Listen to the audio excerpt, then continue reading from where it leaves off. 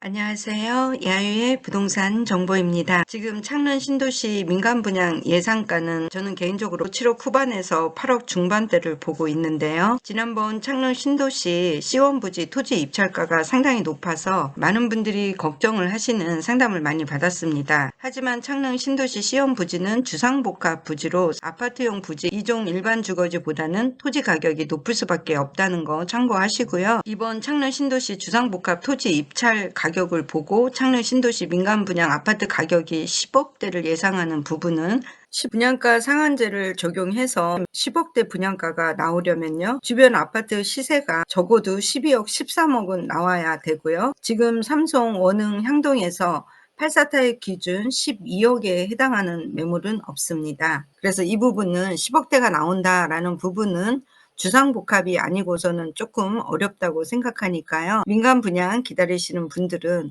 너무 걱정하지 않으셨으면 좋겠습니다.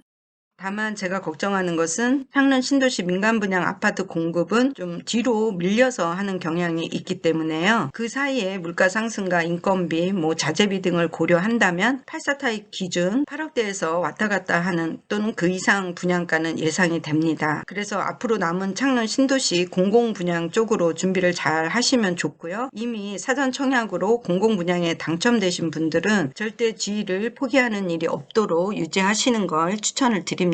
분양가를 저렴하게 받는 게 결국은 시세 차익을 극대화하기 때문인데요. 그런 의미에서 요즘 나오고 있는 운정 신도시 분양가는 참 혜자스럽다라고 볼 수밖에 없는 것 같습니다. 그럼 청약 일정 먼저 살펴보는데요. 특별 공급은 11월 20일, 일반 공급 1순위 11월 21일이고요. 당첨자 발표일은 11월 28일입니다. 우미린 더 센텀이 11월 13일, 14일에 특별공급가 1순위 청약을 하고요. 당첨자 발표일이 11월 21일이니까 먼저 우미린 넣으시고 제일 풍경채 넣으시면 될 것 같습니다. 네, 이번에 공급 내역을 보면요. 84A가 56세대고요. 84B가 44세대, 84C가 21세대로 총 121세대인데요.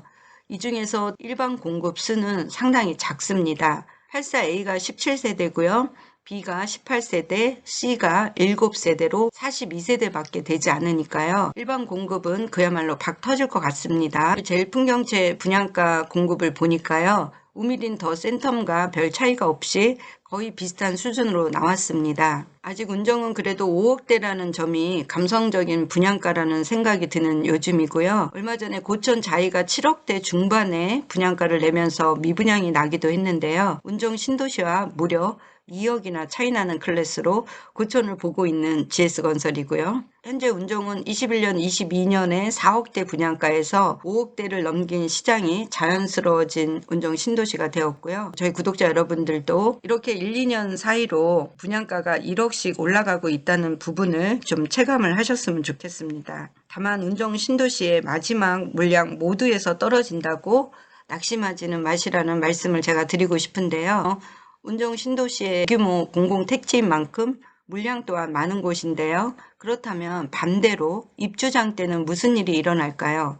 반드시 입주장 때 던지는 매물들이 다양한 사연들에 의해서 나온다는 것도 꼭 기억하고 계시면 좋을 것 같습니다. 기회는 포기하지 않고 시장을 항상 예의주시하고 있을 때 반드시 내가 잡을 수 있으니까요. 입주장까지 기다리면서 자금을 준비하는 것 또한 적극적으로 권해드리고요. 다만 한 가지 변수는 있습니다. 일산 신도시가 만약에 재건축이 본격적으로 시작된다면 전세 수요 시장이 운정 쪽으로 몰려올 수 있기 때문에요. 특히 GTX 역세권 인프라로 상승 곡선이 다시 올 수도 있는 운정 신도시가 될 수 있다는 점도 감안해서 보시기 바랍니다.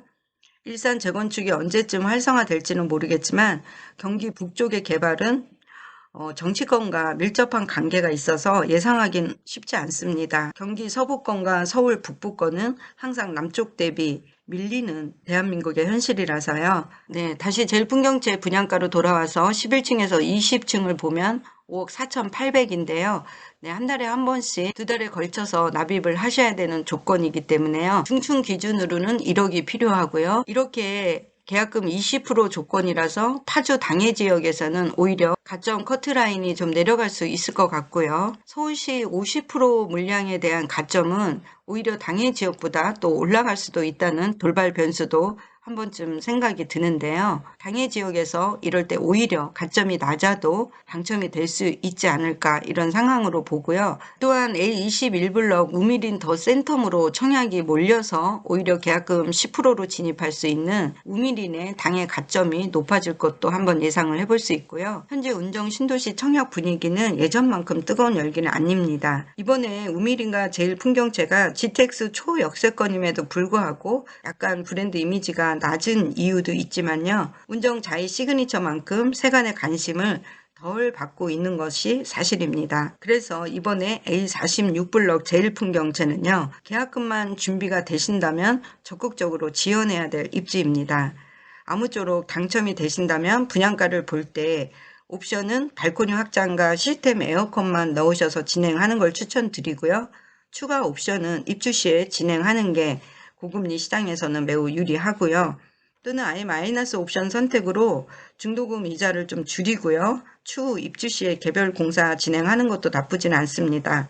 워낙 고금리 상황에서는 후불 이자만도 약 2,500만 원 정도 납입하셔야 되는 분양가로 본다면 실제 분양가는 중층 기준에서 5억 7,300 정도가 나오는 분양가입니다. 중도금 이자를 포함하면 이 정도 금액이 나오는 거고요. 기본 옵션으로 들어가는 발코니 확장비와 시스템 에어컨 4대 기준으로 했을 때 제가 계산해 보니까 약 1,300, 170만 원이 나오는데요. 그렇다면 기본 분양가는 1층에서 20층 기준으로 봤을 때요. 약 5억 8,627만 원이 나왔습니다. 그래서 전체 총액을 취득세까지 다 계산한다면 중층 기준에서 5억 9,300이 나왔습니다. 이 부분을 좀 감안하셔서 작은 플랜을 가동하셔야 될 것 같고요. 그리고 제가 옵션을 좀 보니까요. 입주 시에 반드시 해야 될 것들이 몇 가지가 있었습니다. 이런 추가 옵션을 하지 않더라도 현관 팬트리 도어나 시스템 가구, 여기 보면 도어와 시스템 가구를 유상 옵션으로 줬기 때문에요. 이것을 선택하지 않으면 팬트리에 문이 없다고 보시면 되고요. 시스템 선반이 아무것도 들어가 있지 않는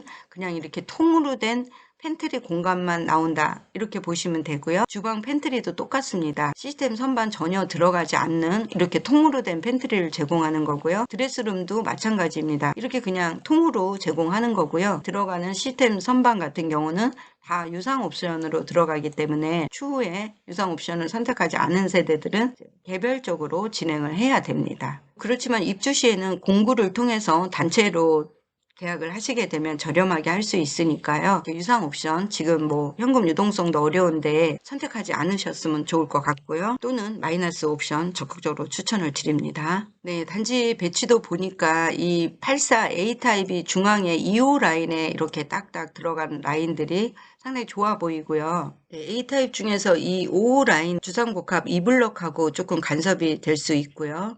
가장 좋아 보이는 동은 1동이 로얄동으로 보입니다. 특히 이쪽으로는 방음벽 구간이 들어오는다는 거, 이 부분도 좀 감안하고 계시면 될 것 같아요. 방음벽 구간이 사실 뭐 미관상으로 그렇게 보기에는 좋지 않기 때문에요. 구독자 여러분들 이미 다 상황 파악하고 계셨을 거라고 보기 때문에요. 제가 오늘은 간단히 분양가에 대해서만 말씀드리고 영상을 마치도록 하겠습니다. 갑자기 날씨가 많이 추워졌습니다. 건강 유의하시고요. 다음에 또 만나요. 감사합니다. 안녕.